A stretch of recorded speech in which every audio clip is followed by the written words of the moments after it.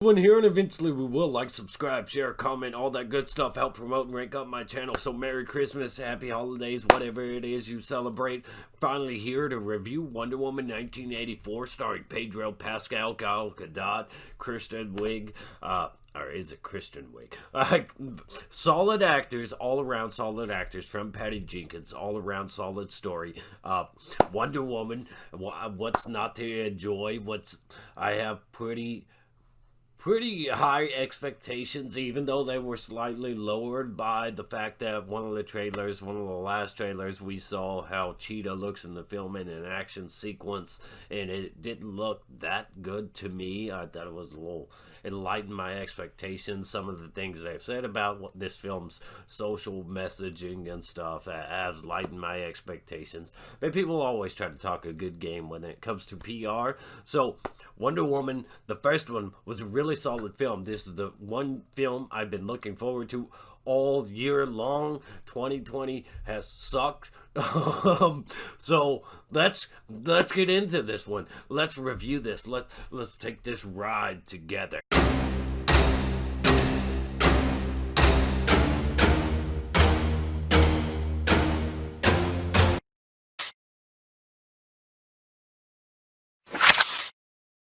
Alright, so the best stuff on this one, the film lays some solid world building and character building blocks. There are dramatic consequences for all of our pivotal characters with the choices they make. There are some real dire consequences, but probably one of the best things of this film, because it is a little underwhelming in comparison to the first Wonder Woman, and some might say saying a little is a stretch. I definitely would say that, but I'm gonna try to lighten the blow here with saying little instead of. So anyway, Steve Trevor, him being back, the reality of that. Chris Pine playing Steve Trevor again. I had concerns, this character coming back, undermining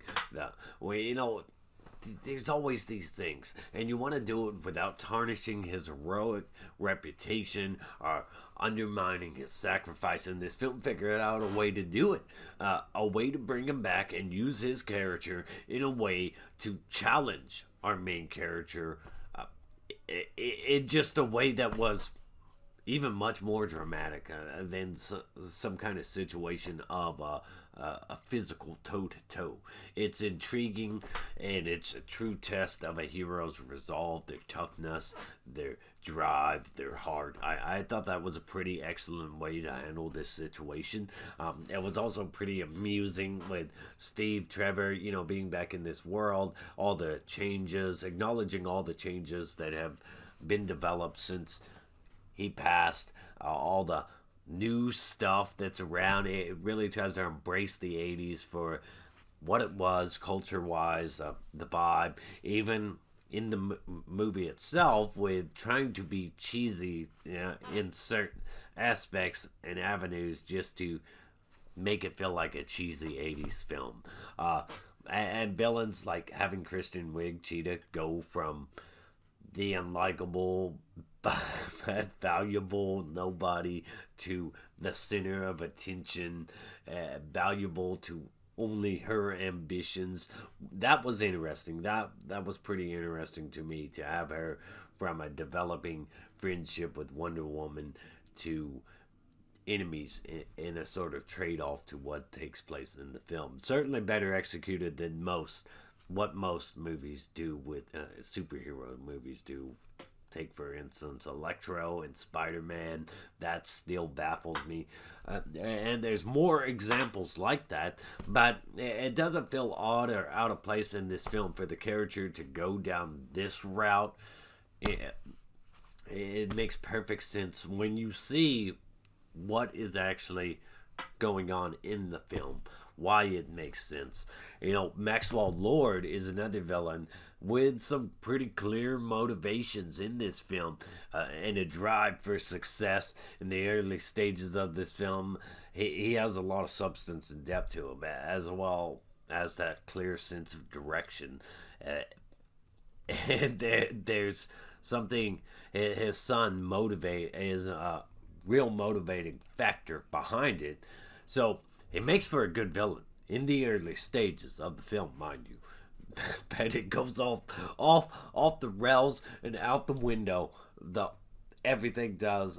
With that said, I will say that it's an extremely character driven movie. It's cool what they do here with Steve Trevor and Wonder Woman in this particular situation, and how they kind of develop Christian Wiig's Cheetah, and some of the stuff they do with Maxwell Lord, having that kind of 80s salesman guy. There are things in here they do well. There are things that they do well. The action is visually dazzling. But there's not so much of it, and there's not any long sequences of it. One thing I will highlight here is Wonder Woman finally gets and this is a spoiler warning. They have a nod to the whole invisible plane situation, but Wonder Woman also finally gets to fly, and that stuff was pretty cool. That was awesome, amazing, probably the best stuff about the film. And that and Wonder Woman finally, getting a villain like Cheetah, those things were interesting to see, even if Cheetah wasn't the most well done villain when it came to the action. With that said, let's.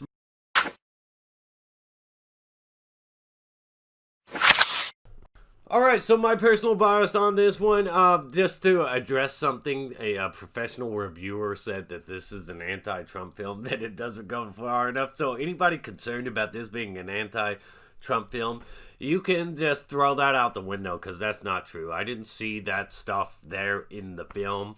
I've heard that there were certainly inspirations to that effect, but it doesn't come across in the film. I guess you'd have to be really looking hard at it to see it. But to me, maybe when he's up there at the podium, the whole White House thing, but there's no like dialogue in there that stuck out to me or anything. So anybody concerned about that, you can just put that aside. The next thing I want to say is that Christian Wiig's character, Cheetah, the catcalling scenes don't seem like they really mesh well. To me, it doesn't. Maybe it's just me. I know it's an empowering thing. It's like, yeah, now she's empowered or whatever, but it just seems a little out of place when you have everybody intentionally overlooking this character, and if she's having to be addressed, they immediately disregard her and move along. So it really doesn't seem to mesh well with me, other than for intentional like feminist messaging. It kind of sticks out too when everybody's overtly complimentary of her, when I bet that can be chalked up to magic. One more thing though is when it comes to my personal bias on this, one more thing. So there is a situation that could be considered rape. It could be considered that Wonder Woman is raping Steve Trevor's character, not Steve Trevor per se. But if you watch the film, you know what I mean. If you really think about it, even though a different said character doesn't really acknowledge that stuff happened, it can still be considered that way if you really think about it. But that said, let's move on to the negatives.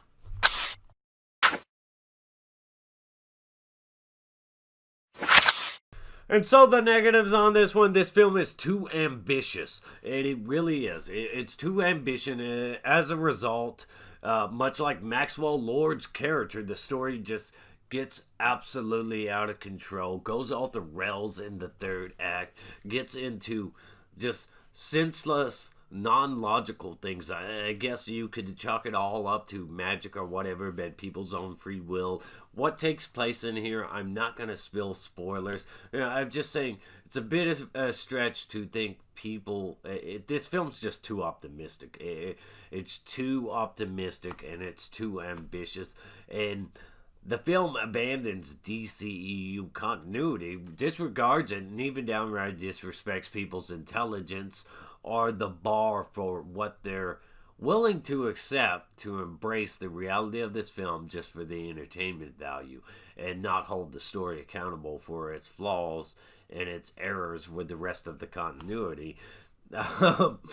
Because you can't have things like, you can't have people behaving as if other people would be baffled by this or that in other movies after this takes place way before a lot of these DC movies. So there are certain characters and stuff where people act baffled by, but what happens here is just very public, very global, and it just breaks everything. In my opinion, it breaks everything. This film is really light on action, and it's not even heavy on emotion to make up for it. Not in my opinion. The action sequences in here are very short. There's too much slow-mo, slow down stuff. It kind of gets repetitive, and it really sticks out when you do it too much, when you do it that much. It's cheesy. It feels like it's just intentionally being cheesy. It's intentionally embracing the 80s cheesy nod, like not the reality of the 80s, but the cheesiness of the 80s. It's campy in that regard, like the cheese regard, and the opening really, that's where most of the cheese is. But it's just, it's got its fair share of issues, and I'm rather shocked. I'm rather shocked. And it's so dependent on sending this kind of inspiring, optimistic message that it just breaks the film. It breaks the reality of the fiction, the film, the fictional reality the film takes place in. It breaks it.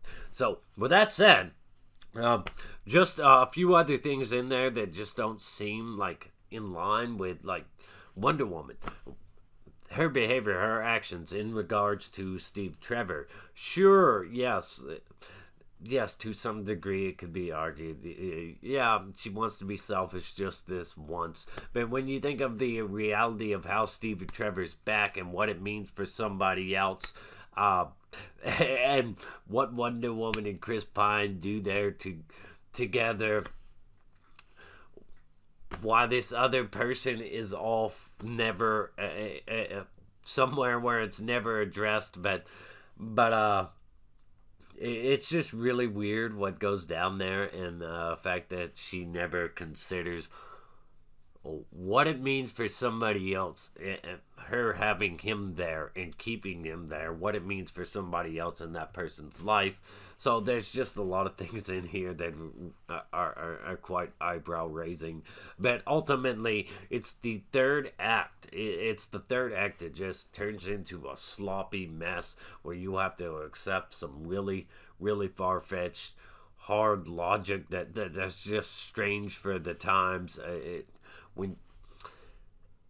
It's not so much the magic explanation that, oh yeah, this technology magically exists so we can broadcast this but it's the people's free will and what they're willing to sacrifice for. You'll see, if you see the film, you'll know what the hell I'm talking about. With that said, though, let's just move on, because I pretty much addressed everything I can address. Maxwell Lord's character goes off the rails in the third act. Not a good payoff. Christian Wiig's character, the Cheetah character, not a good payoff for that character. The ending is underwhelming. The whole movie is underwhelming in comparison to the first.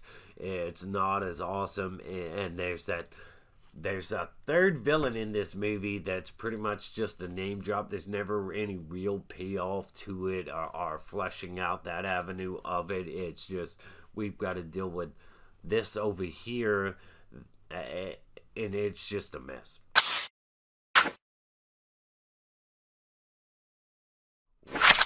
All right, 5 out of 10, very middle of the road score for this one, which is really surprising. I thought this one was going to be better even when I went into it with low expectations. I'm shocked because the other Wonder Woman movie, solid movie. There is some little cool nods in here, some little cool developments, some enjoyable things, some comedic things.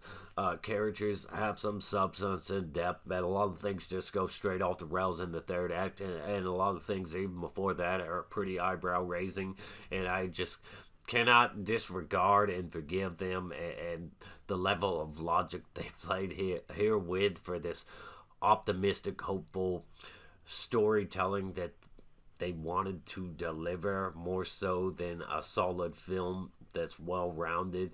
It feels like it was underwhelming in every avenue. The action, the drama, the character development, the payoff. All of it felt like it was pretty underwhelming when you consider how impactful the first Wonder Woman film is. Now, maybe I'm being too hard on this film, and other people certainly enjoyed it a lot more. I wanted to enjoy it a lot more. In fact, it was probably like the number one movie this year that I wanted to see all year long, and finally got to. And this is what I get. Oh, fuck you, 2020. Anyways, let me know your thoughts and opinions. Maybe you like it more than I do. Maybe you don't. It's okay. It doesn't matter to disagree. If you like it more, hell yeah, I'm glad you like it more. That's awesome.